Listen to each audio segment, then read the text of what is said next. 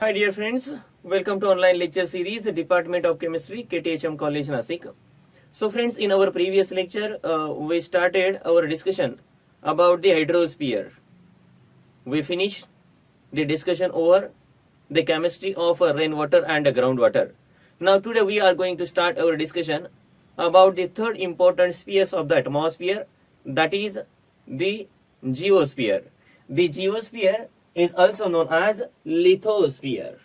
So our today's task is geosphere, that is lithosphere.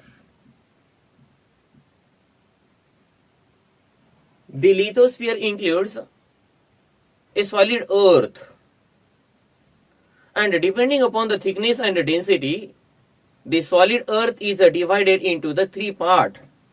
The first one is the crust, second is mantle, and third one is the core. The first one is the crust, second is the mantle, and third is the core. We will discuss all of these parts one by one. Basically, we will start with the first one, that is the crust. Just imagine this is the earth.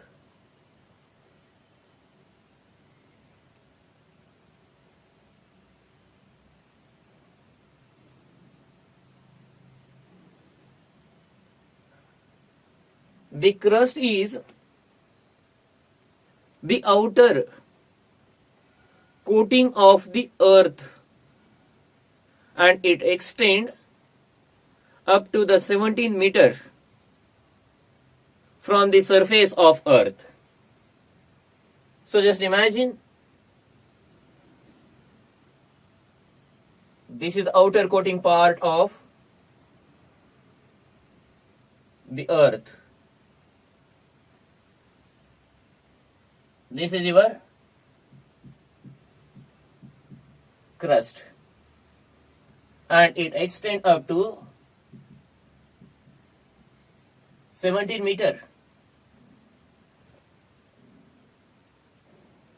from the surface.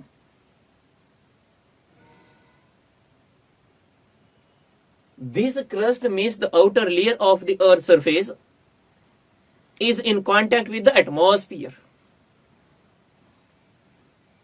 and therefore the composition of the crust is also affected by the atmospheric composition.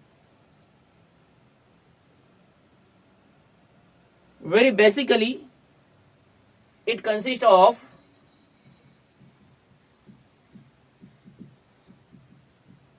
water bodies, minerals, clays, etc. It is rich with oxygen. It means that the most abundant component is the oxygen, followed by the second one, silicon and aluminum.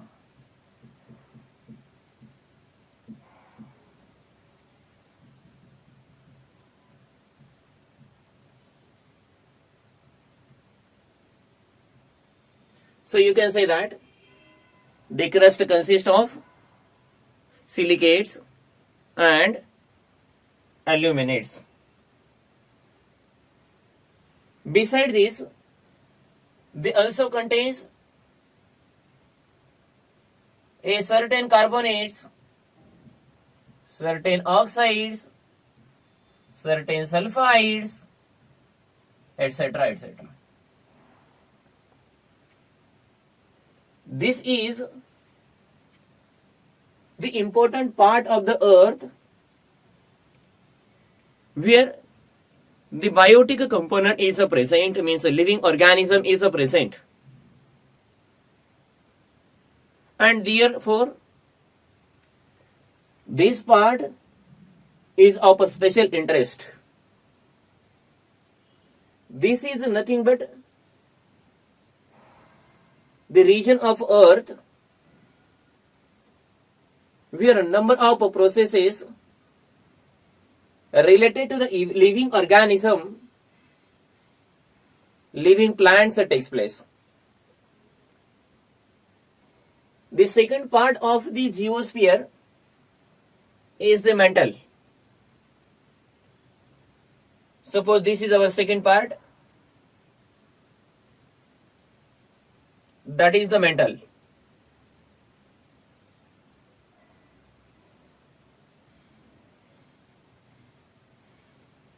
This is your mantle.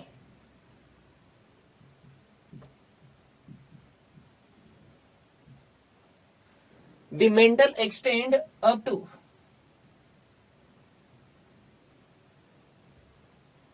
the mantle extends up to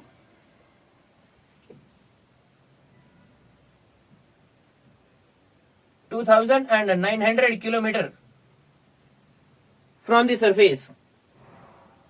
So this is the mantle part. This is a major part of the earth crust. It comprises approximately 68% by mass of the earth.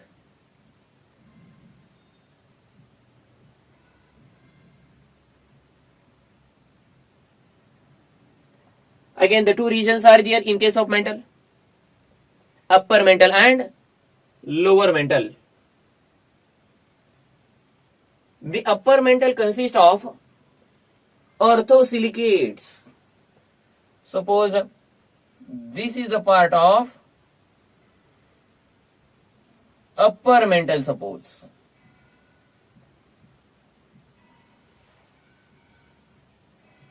And it consists of orthosilicates with SiO4 linkage. That is the discrete unit. The second one is the obviously the lower mantles. The lower mantles consist of, this is the lower mantles. Suppose this is upper mantle and obviously it will be the lower mantle.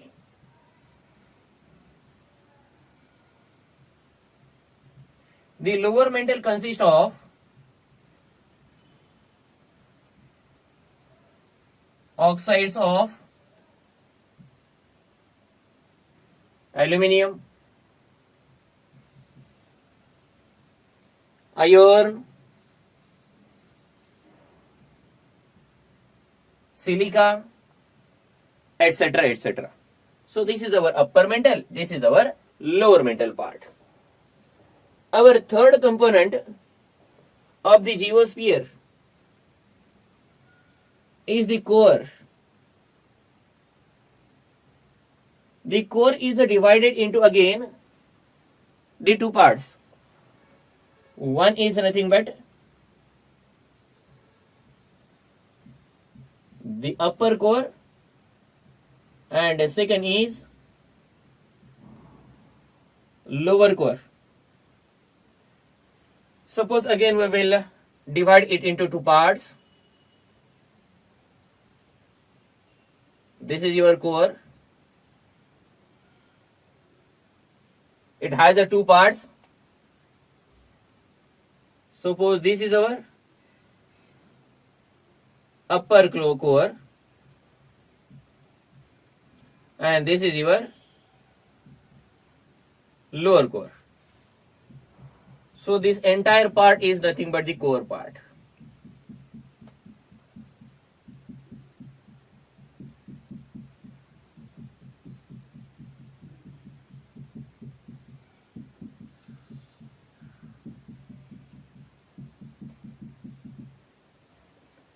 The composition of upper core and lower core is a different one. The first one, the upper core, or we call it as outer core also.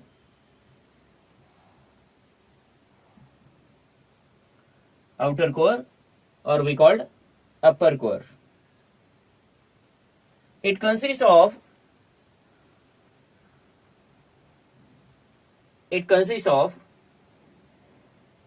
iron, nickel alloys. Sometime iron may be present, or sometime iron oxide may be present. So this is a composition of upper core. Iron nickel alloy, iron and iron oxide. The second part of the core is the lower core.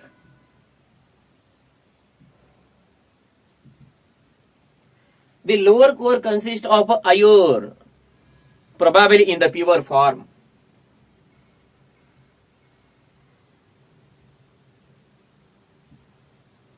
It consists of iron in pure form. So student, it was an account about the entire geosphere, or you can say the lithosphere, and these are the various parts. As per the discussion,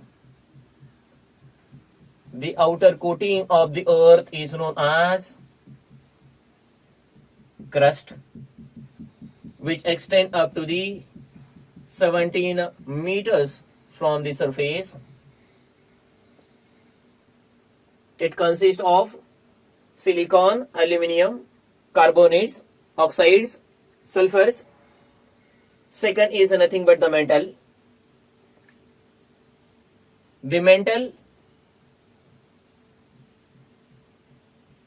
extends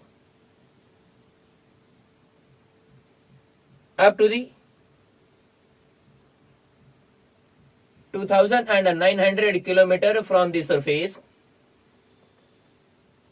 It is also divided into the two parts, upper mantle and lower mantle.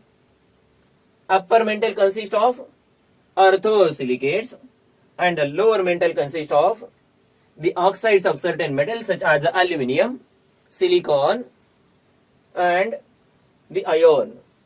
The third component was the core. Core is of two types.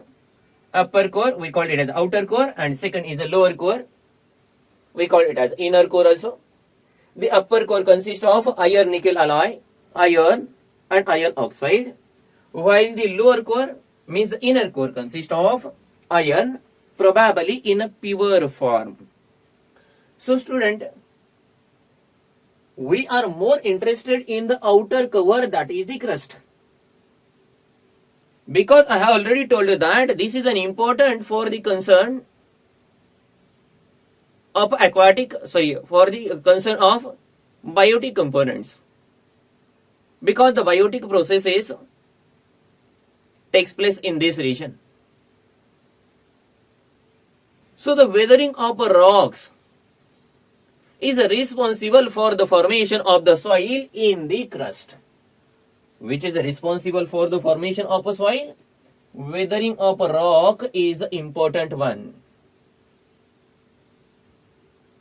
Weathering of rocks leads to formation of soil.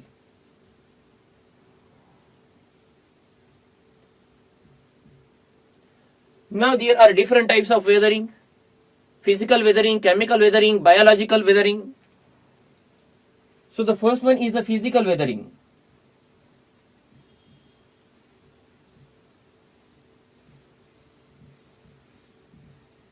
The physical weathering is due to the change in temperature, change in pressure, landslides, etc. It is due to change in temperature, pressure, landslides, etc. Second one is a chemical weathering.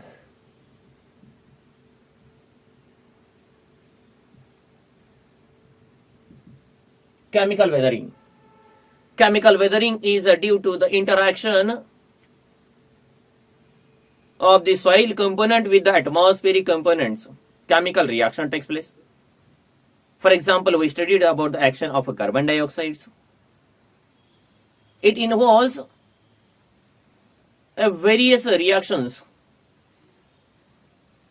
For example, hydration, dehydration, oxidation, reduction, decomposition, fermentation, etc. etc. So it is due to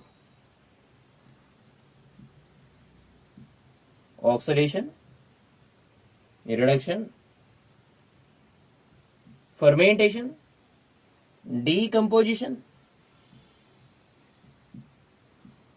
etc. etc. And third one weathering is the biological weathering.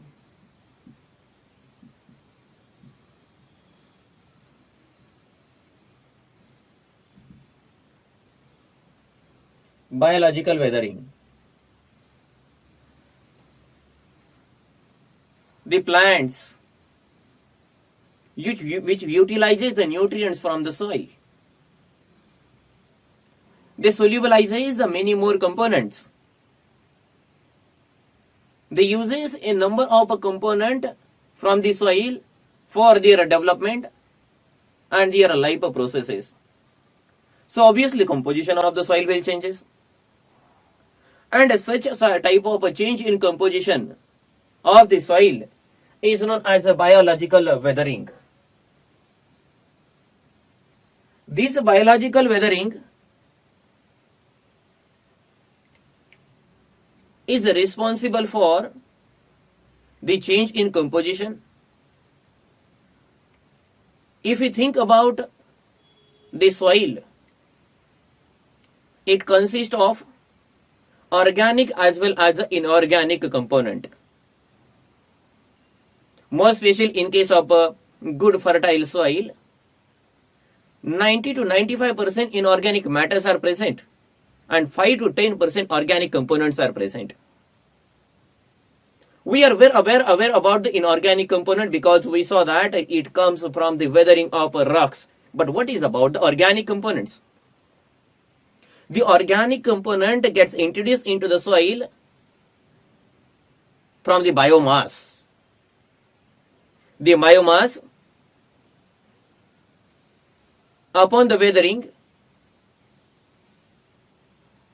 gets converted into the lignin.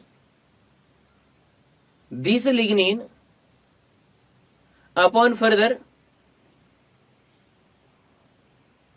humification, means by introduction of the hydroxy and carboxyl group, gets converted into the humus. And this humus, upon extraction, we know that it gives a humic acid. So the number of acids, number of bases, number of salts are introduced into the soil. Now many more components from that may be the biodegradable or non-biodegradable. For example, the organic matter introduced contains a cellulose, biodegradable, fats, biodegradable, hydrocarbons, biodegradable. But along with that, some non-biodegradable materials are there, such as lignin. It is a non-biodegradable.